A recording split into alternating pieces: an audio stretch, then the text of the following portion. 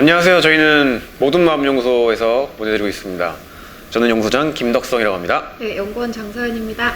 네, 저희 두 번째 시간이죠. 네. 이 동영상으로 보내드리는 이 방송은 팟캐스트 오디오 버전의 축약본이면서 핵심 메시지들만 좀 간단하고 재밌게 전달해드리는 그런 시간이에요. 그래서 곧바로 사례 소개로 들어가려고 합니다. 네. 자, 어떤 사례를 가지고 우리가 할 것인지 장서연 연구원 좀 소개해 주시죠. 제가 하나요? 알겠습니다. 이번 사연의 주인공은 13살 남학생인데요. 지식인의 글을 올린, 고민글을 올린 것을 어떤 분이 오늘의 유머라는 OU 사이트에 퍼가셨어요. 그래서 그 내용을 한번 간단하게 소개를 해드리겠습니다. 이 남학생이 게임 뭔가 아이템을 사고 싶어서 엄마 지갑에서 몰래 돈을 훔쳤대요. 그걸 엄마한테 이제 들키게 된 거죠. 그래서 그러고 나서 바로 가출을 감행합니다. 그리고 나서요, 엄마랑 카톡을 얘기를 주고받죠. 그러다가 조금 심한 말을 해서 저 이제 어떡하나요? 저는 이제 죽어야겠어요. 이런 식으로 지식인의 글을 올렸어요. 네, 이 오유의 글을 올리고 나니까 댓글에는 조작이었으면 좋겠다. 이건 유머가 아니다. 이런 글이 올라왔는데요. 도대체 이 아들이 엄마한테 카톡으로 얼마나 심한 말을 한 건가요? 제가 이렇게 카메라를 보면서 말하기가 좀 부담스러운데요. 이렇게 말했습니다. 닥치라고 씨발 새끼야! 이렇게 얘기했답니다. 엄마한테. 네. 이거 화면 보시는 분들 중에 이런 경험을 하신 분들이 얼마나 많이 계실지는 모르겠으나 도대체 어떤 맥락에서 이런 욕이 나왔는지를 조금 알려드리면 이해하기가 쉬우실 것 같아서 네. 바로 저희가 카톡 전문을 좀 소개해드리려고 합니다. 네, 제가 이제 엄마 역할을 다시 할게요. 집에 왔다. 집으로 와라. 또리야, 엄마가 너 혼내려고 하는 게 아니잖아. 엄마가 자식을 올바르게 잘 키우려고 하는 마음이지. 엄마는 또리가 솔직해지기를 바랬어. 또 집 나가지 말고 집으로 들어와라. 이제 더 이상 집 나가고 그러지 않기로 했잖니. 엄마 마음 아프게 하지 말고 와라. 조금만 바람 쐬고 와. 됐어요. 이제 진짜 집 나갈 거임. 차단. 수고요. 이유가 뭐야? 엄마가 뭐라 하지도 않는데 왜 화가 났니? 네가 얘기를 해야 엄마가 알잖아. 화난 거 아니에요. 그럼 대화를 좀 하자. 됐고요. 이제 혼자 사세요. 저는 이제 제 맘대로 살게요. 그리고 차단할 거니까 이제 카톡 못 봐요. 수고요. 너 아직 혼자 살 수 있을 만큼 안 컸어. 그래요? 그럼 얼어 뒤지면 돼요. 눈웃음 표시. 수고요. 적어도 20살이 넘어야. 엄마가 혼낸 거 아닌데 왜 화가 나서 또 나갔니? 또리야, 엄마한테 편지 적어준 거 생각 안 나니? 착하고 좋은 아들 되겠다는 말. 점점점. 닥치라고 씨발 새끼야. 지금 엄마한테 욕한 거야? 네. 눈물 표시로 끝났어요. 네. 엄마의 눈물 표시로. 여기까지가 카톡 전문입니다. 우리 앞서서 한번 찍었었는데 네. 이거를 읽고 나서 너무 이렇게 좀 힘이 빠지고 힘들어져서 네. 되게 약간 다운된 상태로 진행을 하다 보니까 너무 루즈해서 지금 두 번째 찍고 있거든요. 네. 근데 요거 읽으니까 또 다시 좀 힘이 쫙 네. 빠지네요. 약간 좌절되는 느낌, 되게 처연하면서 뭔가 화도 나고 그런 느낌이 드는 것 같아요. 목소리도 막 떨렸어요. 약간 희미하게. 공간 자체가 약간 좀 무거워지는 느낌이 들어요. 네. 이제 여기에 일반적으로 조언이 이제 쭉 달리죠. 네, 오늘의 유머 사이트에서 댓글이 달렸고 네. 오늘의 유머 사이트 올라온 그거를 저희 모든마음연구소 카페에 어떤 회원분이 올려주셨는데 거기 달린 댓글들도 되게 약간 비관적이었어요. 네. 제발 조작이었으면 좋겠다. 설마 사실은 아니겠지. 네. 아니면 또 아이가 꼭 무사히 집으로 들어왔으면 좋겠다. 이런 댓글들, 걱정하는 마음들, 그리고 도저히 어떻게 무슨 말을 해줘야 될지 모르겠다라는 어떤 난감함, 네. 감당하기 어려운 어떤 부담감이죠. 네. 또 이제 어떤 이야기, 되게 많이 나오는 이야기 뭐 하나 더 있었죠? 제가 네. 그래서 약간의 주의 환기를 시키기 위해서 왔는데요. 딱 여기 방석인데 이렇게 접으면 곰돌이 인형이 되거든요. 딱 멱살을 잡을 수 있습니다. 보통은 죽도록 이렇게 비가 올 때 먼지나게 패야 된다. 이런 얘기. 눈물이 쏙 빠지게 해가지고 혼을 내줘야 된다 이렇게 얘기하죠. 이런 얼굴을 때려줘야 된다. 그러면 정신을 차린다. 대신에 적당히 때리면 안 되고 거의 갱생 수준으로 죽도록 한번 맞아야 그 다음부터는 절대 안 그런다. 이런 류의 얘기가 많아요. 네. 이 아이가 PC방에 가가지고 이제 돈도 뭐 얼마 안 남았고 휴대폰 배터리도 25%밖에 안 남았고 네. 집에 갈 수는 없다. 엄마한테 이렇게 해버렸기 때문에 그냥 죽어야 될 것 같다. 네. 그리고 죽은 다음에 죽어서까지도 행복해지지 못하고 네. 벌 받으면서 괴롭게 사는 게 내 인생인 것 같다. 그렇게 글을 마친 거예요. 어떻게 하면 좋을까 이렇게. 그 13살의 네. 어린아이가. 아직 중학교도 안 올라간 아이인데 네. 그 글에 실려있는 무게감이라든지 이 카톡 대화에서 표현되는 어떤 공격성 이런 것들이 네. 너무 아이답지 않다는 느낌인 거죠. 네. 네. 그래서 많은 이 글을 접하신 분들께서 되게 둘 중에 하나 반응을 보이는 거죠. 되게 부담스러워서 어떻게 할 줄 모르든가 아니면 이놈 쉽게 아주 그냥 잡아야 된다고 네. 버장머리를 아주 고쳐내야 된다 이렇게 가게 되는 거죠. 네. 그러면 이제 궁금한 게 많은 분들이 궁금해하실 것 같아요. 그렇게 버장머리를 잡아놓으면 좋아질까? 어떤 변화가 생길까? 네. 또리를 잡으러 갔어요. PC방에서 뒷덜미를 채가 이놈 새끼를 번쩍 들어가지고 집으로 번쩍 들어가서 집으로 데리고 와가지고 막 이렇게 싸대기를 날리고 배를 막 때리고 막 회초리를 막 날려가지고 애가 눈물이 쏙 빠진 거죠. 네. 자, 다시 드세요. 그렇게 하면 애가 과연 좋아질까요? 마음이 풀리고 네. 엄마랑 잘 지낼 수 있을까? 네. 네. 이런 보고가 들어온 적이 있었어요. 나는 그런 경험이 있다. 근데 그런 경험 이후에 정말 바른 사람이 새 사람이 된 것 같다. 다시는 나쁜 길에 빠지지 않았다. 그래서는 필요하다고 본다. 좀 맞아야 된다, 애들은. 이런 관점 가지신 분들 되게 많으세요. 많죠. 특히 저희 부모님 세대들 중에 많으신 네. 것 같고 그런 부모님으로부터 훈육받고 양육받은 젊은 세대들 중에서도 그런 관점 갖고 계신 분들이 많이 계신 것 같아요. 네. 주로 그런 분들이 이런 댓글을 달아요. 이런 놈들은 해야 말을 듣는다. 맞고 자라신 분들은 때려야 된다고 얘기하시는 경향이 있어요. 네. 네. 그 방법밖에는 모르시니까 어쩔 수가 없는 것 같아요. 나름대로는 최선의 어떤 방책인 거죠. 네. 뭐 비난할 수는 없는 것 같아요. 네. 그런데 만약에 서현 씨가 그런 상황에 처했고 네. 붙잡혀가지고 심하게 두드려 맞았다. 네. 그러면 기분이 어떨 것 같으세요? 되게 참담할 것 같고요. 제일 믿을 수 있는 게 부모님인데 부모님한테까지 버림받은 느낌? 그래서 세상에 혼자가 된 것 같은 느낌일 것 같아요. 예전에 제가 상담했던 내담자 중에 그런 분이 계셨어요. 중학교 때 뭔가 거짓말을 했다가 부모님한테 진짜 어느 정도까지 맞았는지 아주 쉽게 아실 수 있도록 말씀드려볼게요. 아버지가 때리셨는데 회초리가 몽둥이가 부러졌어요. 아버지가 맨손으로 때리시다가 이제 체력이 다 소진됐어요. 그래서 이렇게 때리는 거예요. 그러니까 옆에서 지켜보던 어머니가 여보 그래서 말리는 줄 알았는데 많이 힘드시죠? 터치하고 엄마가 때리는 거예요 지금. 그래서 엄마의 체력까지 다 소진될 때까지 맞은 거예요. 그래서 완전 트라우마가 생겨서 방금 얘기한 것처럼 최후의 보루, 그래도 나를 지켜줄 거라고 믿는 내 편인 그분들한테 그런 어떤 공포를 느끼니까 믿을 사람이 없어지는 것 같은 어떤 그런 상태가 된 거예요. 친구를 못 사귀는 상태가 되셨었어요. 상담을 잘해서 좋아지긴 했는데 아무튼 굉장히 방법을 몰라서 그렇게 하는 건 모르겠는데 다른 방법이 있다면 그거는 그렇게 좋은 방법은 아닌 것 같아요. 그럼 이제 우리가 얘기해야 되는 것은 다른 좋은 방법이 뭐냐 그 얘기를 해야 되겠죠. 이 얘기를 듣고 나니까 갑자기 막 한기가 온몸에 확 올라왔어요. 에어컨 틀어놔서 그런 거 아니에요? 그런가 봐요. 네. 그러면 이제 어떤 방법이 있느냐 우리가 알아봐야 될 것 같은데요. 제가 이 예를 설명해 드리면서 조금 이거랑 같이 생각을 해보면 좋을 것 같아요. 저희 집이 3층 놀이터라는 걸 알만한 분은 이미 이제 다 아실 것 같아요. 1회를 들으신 분들은 알 수 있죠. 오늘은 철이로 한번 얘기를 해보겠습니다. 아이들이 놀이터에서 놀다 보면 넘어지기도 하고 친구들끼리 싸우기도 해서 많이 울거든요. 근데 그쵸. 보통은 금방 그쳐요. 그런데 이 울음소리가 너무 길게 지속이 돼서 약간 신경을 쓰여서 이제 그걸 듣게 됐어요. 엄마가 거의 아이들하고 나와 있거든요.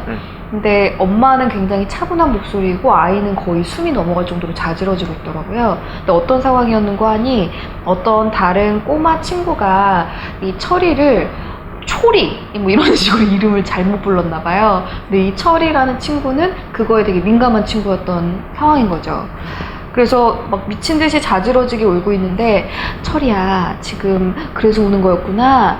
누구야 우리 철이는 이름을 초리라고 부르면 이렇게 우는 경향이 있단다. 철이야 그래도 화가 난 것 같은데 사과할 수 있겠니? 근데 계속 울고 있어요. 그래, 철이가 미안해하고 있구나. 누구야? 그러면 철이의 사과를 받아줄 수 있겠니? 이런 식으로 엄마는 굉장히 교양 있게 하고 있지만 친구는 약간 멍한 상태고요. 철이는 계속 더 심하게 울고 있는 거죠. 네. 아이는 약간 화가 났거나 되게 막 너무 슬프거나 북받치는 감정이 있는데 네. 엄마는 그 감정에 대해서는 관심을 주지 않는 거죠. 지금 이 상황 같은 경우에는 네. 네가 지금 기분이 그렇구나. 그랬어. 이런 느낌이야? 이런 느낌이 들어. 이렇게 하고 싶은 생각이 들어? 그렇게 행동했던 거야? 그랬구나. 이렇게 이해해주고 공감해주는 그런 경험이 일어나지 않고 네. 마치 너의 화나 너의 눈물 따위는 중요하지 않다라는 듯이 네. 또리야 눈물 그칠 수 있겠니? 엄마 말 들을 수 있어? 이해되니? 저렇게 할 수 있겠어? 못하겠어? 다시 들어봐. 약간 답답한 거죠. 그 눈물과 그 분노가 존재할 수 있도록 허락받지 못하고 있는 거죠. 아무도 안 알아주고 있는 거죠. 없어져 버려야 될 네. 나쁜 존재라고. 네, 빨리 치워버려야 될 것으로. 네. 근데 아이는 지금 그 눈물과 분노에 동일시되어 있기 때문에 내가 그거라고요, 지금. 네. 근데 나 자신이 부정당하는 그런 경험인 거죠. 나의 이런 체험, 이런 경험 자체가 존재할 값어치가 없는 건가? 아무도 알아주지 않고 받아주지도 않네? 감당이 안 되는 거예요. 네. 그러니까 막, 이러 할 수밖에 없는 거죠. 네. 자, 이 맥락에서 어머니가 만약에 철이한테 제가 아까 예를 들었던 것처럼 감정에 대해서 관심 가져주고 그런 감정이 들어서 이런 생각이 들었겠구나. 그래서 이렇게 행동했겠구나. 그것들을 좀 이렇게 알아줄 수 있다고 한다면, 철이가 눈물을 그쳤을 가능성이 저는 매우 높다고 봅니다. 네. 설사 눈물을 계속 흘린다 하더라도 말을 시작할 거예요. 떠듬떠듬 눈물을 닦으면서 어떠해서 그랬었어요 라고 과거형으로 말이 나오기 시작해요. 네. 벗어나기 시작하는 거거든요. 네, 이렇게. 그게 인정됐기 때문에. 꽉 묶여있던 마음이 뿅 풀리면서 이렇게 긴장이 풀어지면서 아니 곰이 아니라 얘는 저기 네. 날다람쥐가 돼버리고 날아갈 수 있는 원래 본래 존재로 태어나는 거죠. 트랜스포머네. 그래서 우리가 이 카톡에서도 약간 비슷한 느낌이 사실 들어요. 엄마는 네. 대화를 좀 하자. 그럼 바람을 조금만 쐬고 와. 이런 식으로 나는 되게 좋은 엄마의 역할로 계속 있는 거죠. 저는 엄마가 화가 났을 거라고 생각해요. 네, 저도요. 대화를 좀 하자, 또리야. 엄마가 혼내는 거 아니잖니? 네. 하지만 속으로는 안 그래도 사는 게 힘들어 죽겠는데 이놈 자식은 도대체 왜 맨날 말썽이야? 이런 이렇게 화가 막 있는데 네. 그래도 화를 내면 애가 삐뚤어질까봐 겁이 나기도 하고 네. 내가 나쁜 엄마가 되게 싫은 마음도 있고 그러니까 탁 돌덩이로 누르면서 또리야 엄마가 화내지 않고 있는데 왜 그러니? 그래서 약간 희생자처럼 네. 피해자가 되어 있는 거죠. 되게 착한 엄마인데 상처받은 아들 때문에 상처받은. 네. 그러면 이 또리 입장에서는 자기가 느끼는 감정에 대해서 엄마가 받아주거나 긍정해주기보다는 사실은 또리는 약간 화도 나 있는 동시에 되게 무섭단 말이에요. 네, 자기가 잘못을 저질렀기 때문에 엄마가 혼낼 거를 생각을 하고 근데 혼도 안 내는 거예요. 그리고 내 감정에 대해서 관심이 없어. 엄마가 화를 안 낸다. 너한테 지금 친절하게 하고 있잖니. 근데 너 왜 계속 잘못하니? 이런 식으로 책망만 들어오지 내 감정에 대해서 이해해주거나 다가와주지 않기 때문에 더 이래도 내 감정 안 알아줄 거야? 이래도 내 감정을 모르겠어요? 하면서 좀 강도를 세게 만들고 수위가 높아지게 되는 거죠. 극적으로 올라갔을 때 닥치라고 씨발 새끼야 라는 욕까지 나오게 되는 거죠. 심지어 엄마한테. 그 직전의 말이 좀 더 와닿아요. 엄마한테 네. 편지 적어준 거 생각 안 나니 착하고 좋은 아들이 되겠다는 말 끝나자마자 바로 그 얘기가 나왔죠. 그러니까 지금 나는 분명히 나쁜 짓을 한 말썽꾸러기 아들인데 그런 나는 있으면 안 되는 거예요. 근데 지금 이 또리는 그런 나에 동일시되어 있단 말이죠. 그런 짓을 했으니까 그런 충동을 느꼈고 근데 엄마는 그런 너는 존재하지 않는 거야. 존재하지 않기로 하기로 했잖니. 근데 왜 다시 그렇게 존재하고 있니 너는? 존재를 부정당하고 있는 거거든요. 견딜 수가 없어요. 오히려 더 강화시키는 말이 될 수 있겠네요. 차라리 엄마가 여기서 화를 내면서 근데 이 화를 낸다는 건 엄마가 화에 딱 씌워서 분노에 화신이 돼가지고 너 이놈 새끼 하고서 막 이렇게 뻑뻑 때리는 게 아니라 화를 탁 느꼈을 때 내가 지금 화가 엄청 났구나. 아들에 대해서 실망했구나. 근데 이 실망은 내 사랑하는 아들이 잘못된 길로 접어들게 되거나 엄마와의 관계가 망가지게 될까봐 겁이 나는 거거든요. 그래서 이 겁이 나는 상황을 막기 위해서는 아들과 대화를 해야 되겠다. 아들이 도대체 어떤 충동 때문에 그것을 견디지 못해서 나쁜 짓을 자꾸 하는지에 대해서 다가가 봐야 되겠다라는 어떤 판단으로 다가와 줘야 되는데 분노를 자체를 눌러버리고서 사실 분노가 올라왔을 때 그 판단이 정확하게 서게 되는 건데 분노를 누르면서 판단하니까 자꾸 이 영혼이 없는 네. 좋은 말 네. 하게 되는 거고요. 그리고 만약에 분노에 씌여서 하게 되면 분노 자체로 일방적으로 아들을 잡게 되니까 아이는 아까 얘기했던 것처럼 상처를 받게 되고 아 역시 내가 나쁜 놈이구나 다시 한번 강화되는 어떤 그런 경험을 주게 되는 거죠. 네. 그래서 어머니께서 분노와 친하지 않은 그런 상태에 계신 것 같아요. 네. 그것을 우리는 뭐라고 부르죠? 분노고자라고 분노고자라고 부릅니다. 네. 또 어. 요새 유행하는 표현이 있더라고요. 표현고자. 되게 좋은 감정이 있는데 표현을 못하고 이렇게 약간 츤데레식으로 네. 오다 죽었어 그러면서 이렇게 툭 던지고 뭐 있잖아. 쓰든가 뭐 이렇게 네. 아, 싫으면 그냥 버리고. 어. 약간 이런 느낌. 표현 못하는 그런 것처럼 네. 분노를 감지하지 못하고 분노를 이렇게 표현해내지 못하는 그런 증상을 저희는 분노고자라고 이렇게 불러봤습니다. 거의 보통 두 가지 방식으로 표현이 되는 것 같은데요. 방금 말씀하셨던 것처럼 너무 억누르거나 또는 터트리거나 두 가지 방식으로만 화가 존재한다고 많은 분들이 생각하시는 것 같아요. 네. 그럼 우리 연구소에서는 어떤 방법을 알려드리고 있나요? 방법을 이제 간단히 말씀드리자면 일단은 화가 올라올 때 우리는 금세 가치 판단을 합니다. 아, 화내면 안 되지. 네. 근데 그거를 일단 뺐으면 좋겠어요. 가치 판단을. 화가 났으면 난 겁니다. 나야 된다 안 된다 어떤 이런 상황에서는 화낼 필요 없지 라는 어떤 그런 논리들이 있단 말이에요. 근데 논리가 세워진다고 해서 화가 사라지는 게 아니거든요. 네. 에너지 보존법칙처럼 심리적 에너지도 보존되기 때문에 네. 명분이 있어도 화가 났으면 난 겁니다. 네. 그래서 일단 존재하는 화라면 긍정해주자. 네. 그렇게 하게 되면 화는 자기가 어떤 맡은 역할과 임무가 있어서 등장을 했는데 덮어놓고 누르지 않기 때문에 일단 인정을 받았어요. 네. 설 땅이 있어요. 그래서 화가 날뛰지 않습니다. 화가 정당한 권리를 가지고 올라왔는데 그냥 무조건 듣지도 않고 눌러버리게 되면 화는 열받아요. 네. 화를 내요. 네. 네. 근데 화를 일단 긍정해주게 되면 화가 화를 안 내고 할 말을 또박또박 합니다, 우리한테. 그래서 우리한테 알려줘요. 어떻게 해야 되는 거다. 지금 이런 상황이다. 라는 판단력으로 바뀝니다, 화가. 맺고 끊는 힘으로 바뀐다고요. 네. 그렇게 되면 이 어머니께서는 이 또리의 성향을 잘 알고 계시기 때문에 이때 어떻게 혼내야 되는지 어떻게 훈계를 하고 다시 안아줘야 되는지에 대해서 정확히 아실 수 있어요. 네. 이렇게 영혼 없는 리액션을 보여주시는 것이 아니라 또 막 씌워가지고 애를 잡는 게 아니라 적절한 선을 잡을 수 있게 된다는 거죠. 네. 근데 그것을 매뉴얼을 가지고 할 수 있는 것도 아니고 네. 상호작용을 통해 할 수 있는 것도 아니고 네. 오직 화를 통해서만 할 수 있다는 겁니다. 화를 긍정했을 때만. 다시 한번 말씀드리지만 오해가 없도록 화에 씌어서 분노의 화신이 돼서 이제 하는 것도 아니고요. 네. 분노 무조건 누르면서 하는 것도 아니고요.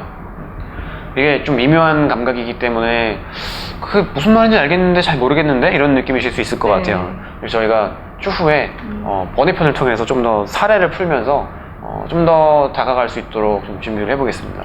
보통은 우리가 화에 대한 오해를 많이 가지고 있는 것 같아요. 화를 만나주거나 친구를 하게 되면 같이 폭력적이어지거나 약간 동물처럼 막 와 이렇게 되는 그런 식으로 위험해지고 야만적이 되는. 네. 근데 제가 요즘 들어 친해져 본 화는 저를 보호해줄 상황에서만 나타나는 것 같아요. 그래서 화에 대한 오해를 조금 저희 연구소를 통해서 풀 수 있는 그런 시간들이 됐으면 좋겠습니다. 네, 한 가지만 정리하고 마치면 좋을 것 같아요. 네. 분노고자가 살아가고 있는 그 주변에는 항상 대신 화를 터트려주는 사람들이 생긴다. 네. 이게 되게 관찰해 보시면 매번 그렇거든요. 예를 들면 저 같은 경우에도 제가 화를 잘 못 내는 분노고자로 오랫동안 살아왔습니다. 네. 그래서 나는 화를 안 내기 때문에 자꾸 바깥에 화를 내는 사람들만 눈에 들어오는 거예요. 그래서 네. 나는 이렇게 화를 안 내는데 저렇게 화를 내고 그러냐 이렇게 가게 되는 거죠. 네. 또 어떤 분 같은 경우에는 화를 진짜 안 내는 분이 계신데 주변 사람들이 화를 낸대요. 너 때문에 답답해 죽겠다고 너는 왜 화를 못 내냐고 그러면서 대신 화를 낸다는 거예요. 또 어떤 사람이 화가 분명히 있는데 화를 참고 이렇게 있잖아요. 그럼 옆에 있는 사람이 대신 화를 내주면서 대신 변명해주고 대신 편들어주고 이런 식으로라도 우리가 분노고자로 있을 때는 의식적으로든 무의식적으로든 아웃소싱을 분노를 다른 사람들한테 전가하게 되는 것 같아요. 제 얘기 하시는 거 아닌가요? 이 시간을 빌어서 저희 신랑에게 심심한 사과의 말씀을 전하면서 그동안 분노고자랑 만나주느라 대신 화를 내줘서 고맙습니다. 예, 예전에 착각했다 그랬죠? 네. 아, 우리 남편이 이렇게 화를 많이 내지? 네. 그게 아니었던 거죠. 네. 내가 느껴야 될 몫의 화를 안 느껴버리면 대신 느껴버리고 대신 네. 터트려버리는 식으로. 근데 공평하게 이제 화가 앞에 있을 때 먼저 발견한 사람이 아, 화가 있네. 그래서 화의 말을 들어주고 화가 존재할 수 있도록 해주기만 한다면 화가 화를 내면서 터지는, 다치고 상처받는 사람이 생기는 그런 현상을 낳지 않는 그런 화와 잘 지낼 수 있는 현실을 우리가 만들어 나갈 수 있을 것 같습니다. 네. 알고 보면 멋진 친구 화. 네, 화 멋있습니다. 네. 되게 당당하고 아주 스마트하죠. 네. 제대로 만나실 경우에는. 네. 그리고 항상 저를 도와주려고 나타나는 마음이고요. 네, 어떤 꼭 필요한 어떤 상황에서 임무가 있지 않으면 나오지 않습니다. 네. 할 일이 있을 때만 나온다는 거죠. 그렇기 때문에 어떤 명분과 논리가 있다 하더라도 화가 느껴진다면 존중해 주시고 한번 느껴보시기를 권해보고 싶습니다. 네. 네, 그럼 오늘 이 정도로 분노고자와 그 치료법에 대해서 네. 그리고 후레자식에 대한 어떤 개가천선법. 네. 이 아이는 후레자식이 아니에요, 사실은. 엄마가 느껴야 될 화를 잘 감당해주고 그러기만 한다면 아이가 화를 다 감당해야 될 그런 부담이 없어지기 때문에 네. 끝내려고 했는데 한마디만 더 해야 되겠네요. 이 지금 또리가 네. 엄마가 느껴야 될 화가 다 자기한테 왔기 때문에 화가 감당이 안 된 거예요. 네. 그래서 이 감당 안 되는 화를 카톡할 때는 엄마한테 쏟아부었어요. 근데 카톡을 끝마치고 보니까 자기가 정말 나쁜 놈인 거예요. 쓰레기인 거예요, 완전히. 네. 엄마한테 욕을 하고. 사실이죠, 이건. 네, 팩트로 남은 거죠. 증거 자료가 남은 거죠. 네. 그래서 화는 남아 있었는데 엄마랑 카톡하는 동안 엄마가 화를 받아주지 않았어요. 네. 엄마가 화를 다 밀어냈어요. 그래서 다 나한테 왔어. 그리고 끝났어. 카톡을 보니까 내가 나쁜 놈이야. 그럼 이 화가 어디로 갈까요? 나한테 옵니다. 자책으로 가는 거예요. 그래서 그래 그대로 드러나죠. 네. 제 인생은 죽어서까지 괴로워하는 게 제 인생인 것 같네요. 그냥 얼어 뒤져야 될 것 같네요. 전 정말 나쁜 놈인 것 같네요. 이런 식의 말을 하는 거죠. 받아야겠네요. 자책이 심해지게 되는 거죠. 만약에 거기서 이제 조금 더 진도를 나가게 되면, 만약에 자책에서 좀 빠져나오게 된다 그러면 주변은 더 약한 사람을 괴롭힌다든지 네. 그런 식으로 화가 또 튀어나가게 됩니다. 네. 퍼져나가는 거죠. 다른 곳으로 확장되어 나가는 거죠. 그런 걸 방지할 수 있는 방법, 화를 발견한 사람이 그 자리에서 멈추자. 네. 폭탄 돌리기를 끝내자. 이런 네. 거죠. 자, 그러면 이제 우리 두 번째 시간 여기서 정리하도록 하고요. 네. 세 번째 시간은 우리가 어떤 감정, 어떤 마음을 어떻게 만나줄 수 있는가에 대해서 조금 더 구체적으로 사례를 통해 접근해보는 시간을 가져보도록 하겠습니다. 네. 자, 여기까지 모든 마음 연구소에서 보내드리는 본격 심리예부 토크쇼 살려는 살려는 드릴게였습니다. 드릴게였습니다. 감사합니다.